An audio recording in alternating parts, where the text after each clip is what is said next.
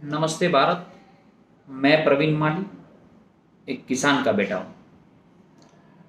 आज social media के माध्यम से जो किसानों की बात रखने की कोशिश कर रहा हूँ, क्योंकि पिछले बहुत सालों से हम परंपरागत खेती करते हैं। उसी ढांचे में हम बंधे हुए हैं जिस ढांचों के पहले की सरकारों ने जिस तरह व्यवस्था की थी, उस तरह हर कोई खेती भी करता था और खेत पैदाशों की उपज के लिए किसान अपनी तरह माल बेच रहे थे। आज जब पूरे देश के अंदर एक बवाल मचा हुआ है कि किसान विरोधी बिल है, किसानों के लिए ऐसा हो जाएगा वैसा हो जाएगा, ये बात सुनकर मैंने कुछ विश्लेषण करने की कोशिश की है। बिल पूरा पढ़ा है, उसके बाद ये वीडियो बना रहा हूँ। उससे पहले भी मैंने एक बात कही थी, और जब लोग प्रश्न पूछ रहे कि पंजाब और हरियाणा के किसान को ही क्यों दिक्कत है, किसी और को दिक्कत क्यों नहीं है, उनको क्यों ऐसा डर लग रहा है कि एपीएमसी ख़त्म हो जाएगी या एपीएमसी के बाहर माल बिकेगा नहीं या कम बिकेगा, क्यों ऐसा लग रहा है कि कॉन्ट्रैक्ट फार्मिंग अच्छी बात नहीं है, ज़मीनें छीनी जाएगी, ये छीनी जाएगी। तो मैं कुछ बात आपके सामने रखने की कोशिश कर रहा हूँ। मैं खुद एक किसान हूँ। मैं पिछले 8 सालों से कॉन्ट्रैक्ट फार्मिंग भी करता हूँ।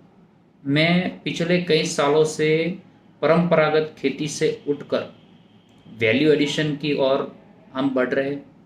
हम बहुत साल पहले ये सुना करते थे कि जब हमारे पूर्वज या फिर हमारी पीढ़ी ने, हमारे बाप दादाओं ने, कि जब अनाज की पैदाश होती थी या खेत उपज होती थी, वो बेचने के लिए एपीएमसी में जाते थे। एपीएमसी जाने के बाद वो जब लौटते थे तब हम पूछते थे कि कितने का बिल आया, तो हम बताते कि इतने का आया।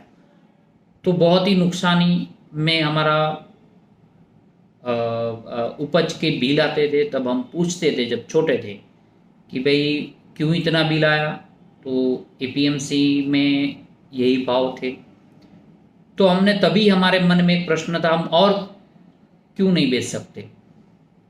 तब हमें बताया गया कि ये सरकार का नियम है कि कहीं और हम बेच नहीं सकते, या किसी और के वहाँ बेचे भी तो एपीएमसी के एक्ट के तहत कोई दुकान बाहर नहीं लगा सकता था। तब जाकर ये नरेंद्र मोदी जी की सरकार ने ये एक्ट के अंदर अगर सुधार किया इतने सालों के बाद कि हम कहीं पर भी कोई भी दुकान में माल किसान बेच सकता है। एपीएमसी एक्ट हटा दिया गया है ताकि वो मुक्त तौर से व्यापार भी कर सकता है। अगर उनको लग रहा है किसान को कि बाहर अच्छा भाव मिलेगा अपनी उपज का, तो वहाँ बेचे। अगर ये लग रहा है कि हमें एपीएमसी में बेचना है तो भी ठीक है। अगर ये लग रहा है कि हमें एमएसपी पे, अगर कहीं भाव नहीं मिल रहा है, अगर एमएसपी पे मुझे बेचना है, तो वो सरकार को दे सकती है। तो आज ये प्रश्न क्यों उठ रहा है, क्यों सड़कों पे जाम लगाया जा रहा है, क्यों सरकार की नाक दबाई जा रही है, क्यों ये सब हो रहा है। तो ये जब जानने की कोशिश की, तब जाकर पता चला कि एमएसपी पे जितना सरकार ने खर्च किया, उससे 90% से ज़्यादा का कोई मुनाफा या एमएसपी पे खरीदी किसी ने, सरकार ने की है, तो वो पंजाब और हरियाणा के राज्यों में की है। तो वहाँ के बिचौलियों को बहुत बड़ी तकलीफ हुई है। तब जाकर वहाँ पे हल्ला मचाया जा रहा है, कहीं किसानों को उकसाया जा रहा है, कहीं जगह तो बिचौलिए ही किसान बनकर रोड पे आए। एक तरीके से हम कह सकते हैं ये प्रॉक्सी वॉर है। जो राजनीतिक दल इस सरकार से, मोदी जी की सरकार से टकराव नहीं कर सकती है, वो किसान की आड़ लेकर आज पूरे देश में चक्का जाम करने की, आंदोलन करने की फिराक में है। उसको सपोर्ट करने के लिए ये लोग सब पार्टियां आ गई है। ये प्रॉक्सी वॉर था, और उसके पीछे जो लोग मंसूबे थे वो आज हमने दिखाई दिया कि सारी पार्टियां धीमे धीमे एक एक करके भारत बंद का सपोर्ट करने की बात कर रही है। मैं कॉन्ट्रैक्ट फार्मिंग से जुड़ी एक बात करना चाहता हूँ कि पिछले 5-7 सालों से कॉन्ट्रैक्ट फार्मिंग गुजरात में हो रही है। गुजरात में बनासकांठा और साबरकांठा डिस्ट्रिक्ट है, वहाँ पर तो साबरकांठा के कुछ गांव ऐसे हैं कि गांव के गांव पूरे लोग कॉन्ट्रैक्ट फार्मिंग करवाते हैं। अपनी फसल सीड कंपनी देती है। यहाँ के किसानों के जो आलू है वो कहीं जाकर बर्गर किंग, मैकडोनाल्ड और जैसी सप्लाई चेन के अंदर वर्ल्ड वाइड जिसके रेस्टोरेंट है उनके अंदर अगर फ्रेंच फ्राइज या आलू जैसी कुछ वैल्यू एडिशन मिलता है तो वो यहाँ के किसानों की मेहनत की उपज है। वो मार्केट में अगर बेचना चाहे तो खाने में जाएगा, उनको भाव नहीं मिलेगा। उसकी जगह पर कंपनी खुद कॉन्ट्रैक्ट करती है किसानों के साथ, अपनी मूल्य का मूल्यवर्धन देती है, वैल्यू एडिशन करने के लिए सीड देती है, अच्छा उपज मिले, अच्छी क्वालिटी मिले उसके लिए ध्यान रखती है और किसान के खेत में आकर कॉन्ट्रैक्ट भी करती है और उपज तैयार होने के बाद वो लेने भी आ जाती है। इस तरह का मॉडल गुजरात के अंदर है। पंजाब के लोग और हरियाणा के लोगों को मैं ये बताना चाहता हूँ कि अगर कॉन्ट्रैक्ट फार्मिंग का कोई उत्तम, अगर आपको कुछ देखना है, अच्छी तरीके से देखना है कि ये कैसे चलता है, तो एक बार गुजरात आए। सरकार के साथ आपको जो गारंटी चाहिए वो सरकार दे रही है। एमएसपी की लिख कर बांयधरी दे रही है कि भाई हम एमएसपी नहीं हटा रहे।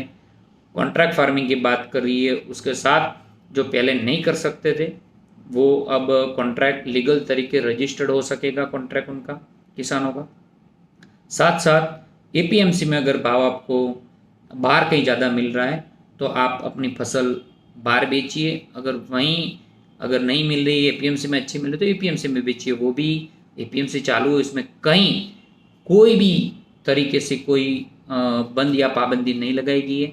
मेरे किसान मित्रों को ये विनती है कि मेरे वीडियो के माध्यम से आप सबको ये बात पहुंचाएं, किसानों को इन विरोध पक्षों की जो मंसूबी है उसे कामयाब ना होने दें और किसान दिल खोलकर, किसान अपनी मेहनत की जो फसल जो उगा रहा है, जो अपनी तरीके से अपनी हिम्मत, अपने परिवार का लोग का पालन करने के लिए अगर वो फसल बो रहा है, उसकी सही कीमत पर अगर कहीं आ रही है तो ये रोकने के लिए जो सारे लोग लगे हैं उसमें हमें सपोर्ट नहीं करना है।